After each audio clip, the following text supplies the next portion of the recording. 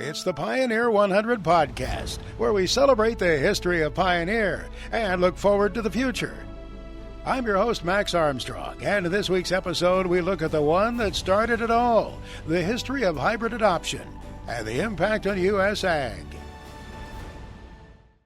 Welcome to Pioneer 100. Hello, everyone. I'm Max Armstrong, and this is our series looking at Pioneer's rich history, going back over 100 years and how the company has evolved. And we're going to have various representatives with us here over 6 episodes, weekly episodes, to talk about all of those magnificent advances along the way. I think you'll be a little bit surprised at what Pioneer has done. Even though you know the company, there may be some elements that you didn't know after all. Let me introduce you to our first 2 guests here, Dean Podlich, Digital Seeds Platform Leader, and Geoff Graham, Vice President of Seed Product Development. Welcome, you two. Good to have you here. Good to be here. Thank you. Let's talk about your backgrounds to begin with. For folks who might not be familiar, there's a diverse background, I think, that you see among the team representatives at Pioneer. Dean, start off. Tell us about yourself. Well, maybe first up, I don't come from around here. I come from Australia. I joined the company about 25 years ago. My background's in research and development. My study was in quantitative genetics, and I joined the organization at a pretty exciting time, just when molecular markers were coming on board, and worked with folks like Geoff to start implementing various molecular breeding techniques, and did that for probably about 20 years. And then the last 4 to 5 years, I joined a different group. And the group that I'm involved with now is sort of in the interface between digital R&D and supporting pipelines like Geoff's and biotechnology and gene editing. So really fantastic sort of opportunity to sort of see how technology can improve products. And yourself, Geoff? Yeah, pretty similar journey. I started one year before Dean, and so it's been 26, but similar sort of background, PhD in quantitative genetics, plant breeding. And I came to Pioneer basically to how do you improve or put new technologies into the whole plant breeding process. And you know, one thing led to another. Worked a lot obviously with Dean to incorporate some of the things that he was doing. But across the organization, how do you just continue to improve plant breeding? How do you continue to improve plant breeding so that the products that we make today, we make very differently than what we did 26 years ago? It's really neat to see that technology change. So I started off there. I was a corn breeder. I had a couple of products out there, and then just took on more responsibilities. And now I lead the breeding group here at Pioneer. So you were a corn breeder out in the field then? I was a corn breeder, yeah. All right, very good. Let's talk a bit about, reflect back on what it might have been like in agriculture 100 years ago, 1926. You know, it was after the First World War. It was well ahead of the Second World War. We had so much going on from the standpoint of on the cusp of a depression. Let's talk a bit about how agriculture was at that time, Dean.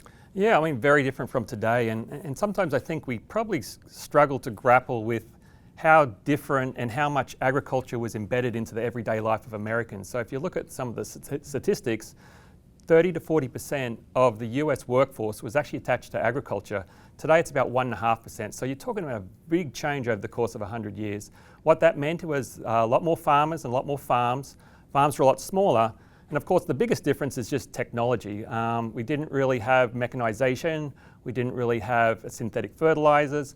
And we had open-pollinated corn, not hybrid corn. And so what farmers would do at the end of each season is they would save their seed and then replant it the following year. And so you end up with a lot of family heirloom varieties that were passed down from generation to generation rather than the hybrids that we have today. The end result of that, of course, is that there wasn't much improvement in productivity. And so if you look at the USDA stats from the 1860s to the 1930s, there was basically 20 to 30 bushels per acre year over year with no improvement. It was more year-to-year effect. And so while there's a lot of excitement at the time, still not a lot of progress.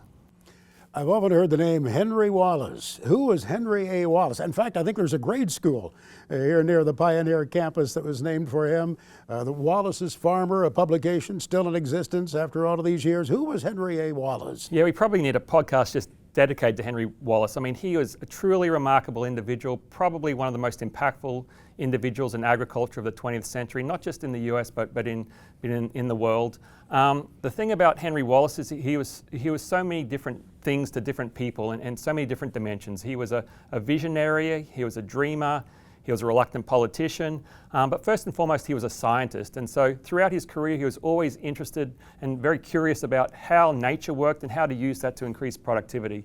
In some respects, he was always going to be in agriculture. He came from a very prominent agriculture family. His grandfather, who was known as Uncle Henry, established Wallace Farmer, as you indicated. His father, Henry C. Wallace, was a professor at the local college here and eventually became the lead of the Department of Agriculture. So he was always exposed to agriculture from a young age. From a young age, he was always fascinated in the mechanisms behind yield and how to increase productivity on the farm. Through his college years at the Iowa State Agricultural College here, he got exposed to some of the new ideas around hybrid breeding or hybrid concepts that were being developed out on the East Coast. And by 1913, he had started his own backyard breeding effort, started to develop inbreds and hybrids, and really over the course of the next decade, he became really a prominent advocate for hybrid corn in the US. By the early 20s and into 26, he formed the Hybrid Corn Company, the first company in the world dedicated to the development, production, and sale of hybrid seed, and that was later renamed as Pioneer in 1935. Hybrid Corn Company. What do you think drove him to establish Hybrid Corn Company and to try to continue to improve upon it, Geoff? Yeah, you know, when you hear Dean say those things about Henry Wallace, you just get this vision of this guy that was massively curious about things and how things worked, and then kind of this appetite to make things better all the time, right? To make things better. And so if you go back and you look at it, so you're sitting on probably 25, 26 bushels per acre for the last 100 years, very limited increases in productivity. He's got this idea that says, I think hybrids are better than open-pollinated varieties, and I'm going to start that company. And the background to that story, it's kind of interesting again. The background to that story is he's you know, at that point in time with the OPVs, people used to look at ears of corn, and the prettiest ears of corn used to be the ones that win. And he said, I don't think there's any correlation with pretty-looking corn and high-yielding corn. And so he started this whole effort. And so this was where the first hybrids really started to come into play. He enters them into a yield contest, and of course the hybrids win, right? And I think that's the really cool part of the story, to think that was the foundation of the company. And then, you know, he just proceeds to build the company off of that in the subsequent years, and, you know, here we are today. I do want to make one personal note on this part about just showing what level of curiosity the guy had. So clearly we've documented, you know, the start of the company, but as he went and took on other things like the Secretary of Agriculture and Vice Presidency in the United States, he also started up these places like international research centers around the world to go through. And so one of the first ones he did was in Mexico. That became CIMMYT. That's, of course, where Norman Borlaug went to go work at, and that's, of course, who led the Green Revolution to go through. So this guy, again, we honor him around here, but he had so much impact on national and international agriculture to go through. You reminded me of something very important. He was a Secretary of Agriculture of the United States. Yeah, yeah.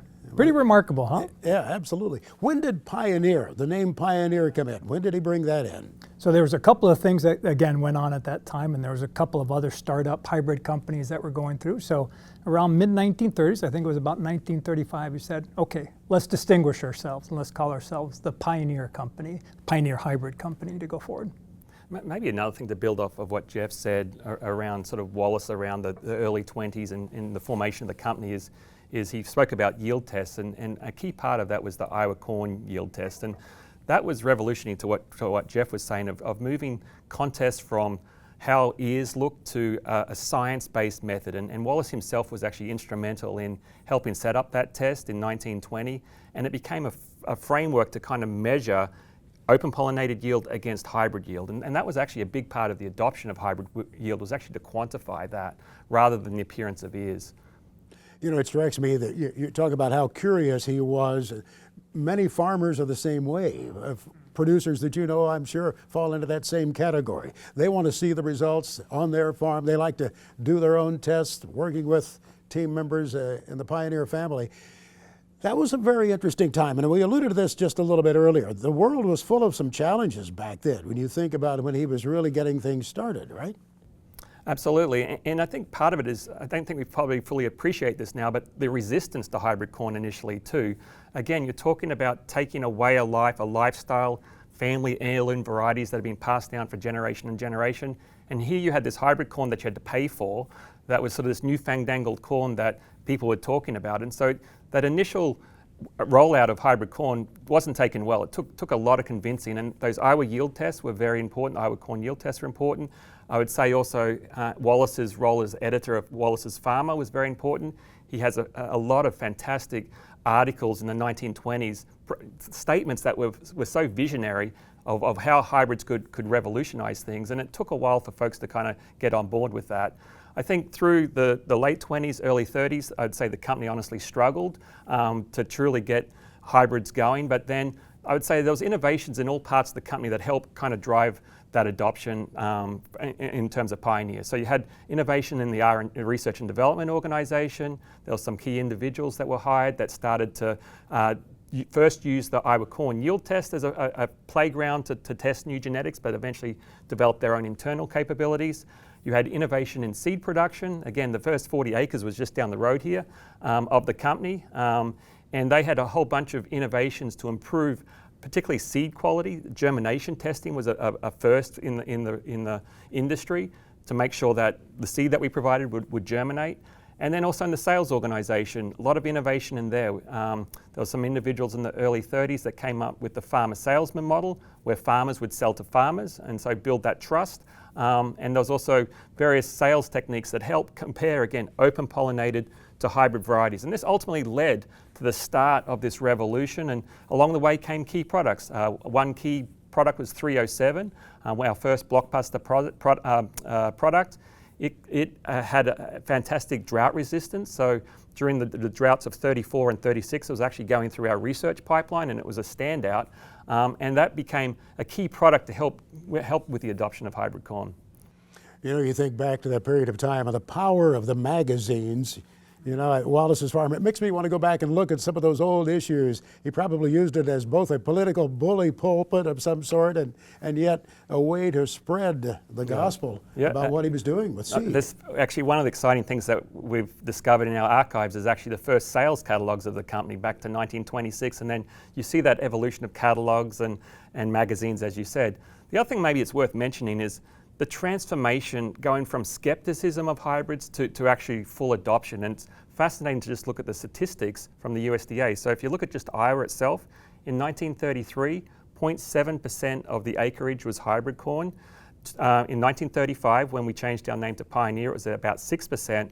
In 1938, it was 50% of the acres was hybrid, and by 1942, it was over 99%. So you're talking about essentially no hybrid acres to complete adoption in less than a decade. And you think about the infrastructure that's needed to kind of go from that, whether it be Pioneer or otherwise, to kind of go from open-pollinated to hybrid corn in a decade. It was an incredible transformation. It was a fast track, wasn't it? It was very fast. Geoff, you guys talk about that long look philosophy. We hear that in the Pioneer family. Share with us what that means, what all it involves. Yeah, you know, I think, you know, a couple of guys sat down in the 50s and really started thinking about, like, what did we want to be as a business to go through? And it was a core set of fundamental principles about how we were going to do it. And it started with saying, hey, look, we're going to go after the great products to go through, right? So we're going to make great products. And then we're going to treat people fairly, openly, and honestly, and both internally and externally. We're going to market aggressively. So we're going to stand behind our products and we're going to push them. And as we do that, we're also going to provide advice and information so growers could be more successful. So again, just tracing back a little bit to what Dean talks about, you think about Wallace's Farm, the magazine. How do you grow? How do you advance? How do you go through that? It starts getting incorporated into the Pioneer philosophy. There were a couple sections in that document about the long look, which I actually, you know, you go back and you read it today and you're just like, wow, these guys had such foresight into what was the future, because it just starts talking about the fundamental value of agriculture and what we do in there. And it says, again, we are going to focus maybe on those things that might be hard in agriculture, but we're going to invest in the R&D equipment, machinery, infrastructure to be able to go out and deliver it. So you just start talking about some of the things that Dean mentioned about, like, how do you get corn to produce in a drought situation, right? I mean, it's pretty remarkable how corn has progressed over time. Then it just comes back into saying those fundamentals about not only is it good enough to have the product, but we need to stand behind the product and represent it to our grower and teach our growers how to change with these products that change over time. And one of the things that's been fascinating to me to watch over these last 30 years is there has been a huge amounts of change in what goes into a bag of seed these days, right? And so you start thinking about, when I started, it was a bag of seed. But now you start talking about all the biotechnology, all the seed treatments, all the reduced refuge that goes into there. The sciences and the disciplines that go into that bag of seed, phenomenal. It's incredible to just to be part of that journey, I'd say. As we look through this history of Pioneer, look back at the advances, we get to World War II. Coming out of the World War II years, the country was really geared up. You know, manufacturing of trucks and appliances and everything, we'd really gear it up for the war effort. And that was a real golden age, it seems, coming out of the Second World War. What was going on with Pioneer? No, it's super exciting time, and I think Geoff alluded to this. I think in addition to improving genetics, farming and management practices were getting revolutionized at the time. So you see a lot more mechanization on the farm. First it was sort of corn pickers, and then early generation combines. At the same time, you're getting synthetic nitrogen available to farmers. We're also going through the transformation from double cross to single cross hybrids. And so all of this is leading to increased productivity. And one of the key innovations that Geoff alluded to, and it's the fourth principle in the long look, is provide helpful management suggestions to maximize profitability. And so we started to formalize that in the 50s, going into the 60s with the formation of the Technical Services Department in 62, and that was later renamed Agronomy Department. And that became a really important interface between what we were doing inside in our research organization and connecting that to farmers and increasing that productivity. I'd say also at the time we started to expand to other crops. So we started in corn, but by the mid-50s we started to work in sorghum and alfalfa. By the late 70s, we got into hybrid wheat, and we actually released hybrid wheat in the 70s, ironically. And then around the early 70s, we also got into soybeans. So we took a lot of the principles that we first applied in corn and started to apply them to other crops, and expanded from there. A few times over the years, I've taken a look at the National Ag Statistics numbers going back, and it's an eye-opening thing. You know, when you compare the numbers, for example, we had 27.4 bushels an acre on the corn yield in that 1925, just ahead of the 26 formation, and compare that with 186.5. You know, talk about that advance that has taken place, and it may seem like it's been slow for some as you look at recent years, but my goodness, you know, that trend line yield has really climbed dramatically. Yeah, there's two parts in there that to me are shocking. So you think about like that 26, so you're 6 or 7 times fold increase in productivity during that time frame, right? And you have to remember that prior to that, probably for like the previous 1,000 years, you were flat. So going back to what corn was with the Indian, the native population, you're basically flat during that time. You have a 7-fold increase. And I think Dean made a picture one time that says, you know, sometimes we show these national corn grower levels and they're up there at some ridiculous rate. And you think, well, that's a ridiculous number. There's no way it's going to go that. That number is a smaller multiple of where we are today than where we started off 100 years ago, going from 26 to 185, right? So like if you just multiply 185 times 3 or 4, you get to the national yield average. And I think it's just an indication about, like, man, this thing just keeps going and it keeps growing and it keeps getting better.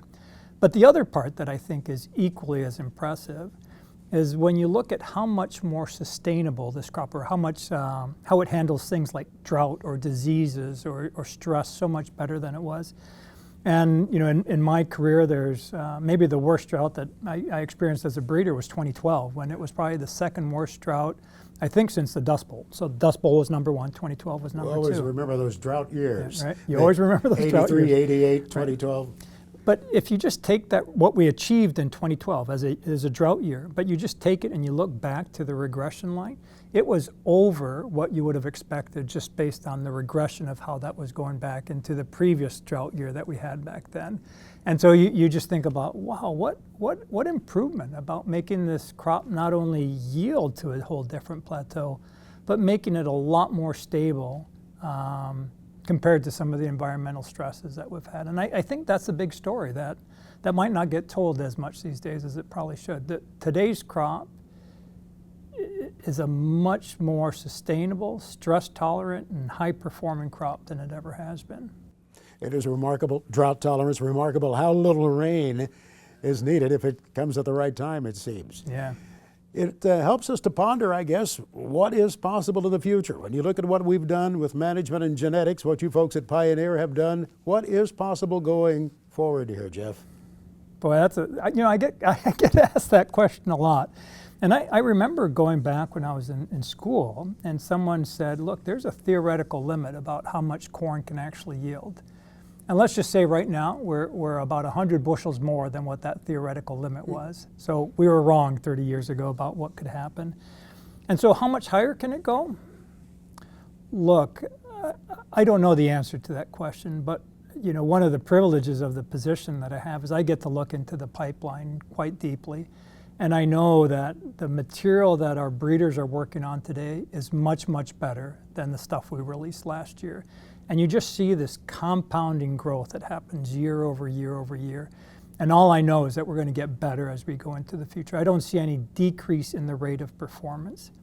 And then if you add on top of that you've taken those same types of technologies and tools that you've invested into corn breeding, and now you're applying it to soy, you're applying it back to hybrid wheat, you're applying it to almost any crop that we choose to participate as an organization, you really just start thinking about the possibilities that are out there in terms of agriculture. And that's the really exciting part for me, because never in our careers, and I would just, this might be a slightly obvious statement, but never in our history have we had more tools pointed at agricultural productivity than we do right now, right? And so some of the new tools, like things like gene editing coming forward, I tell you, it's so exciting to think about what is possible to go do.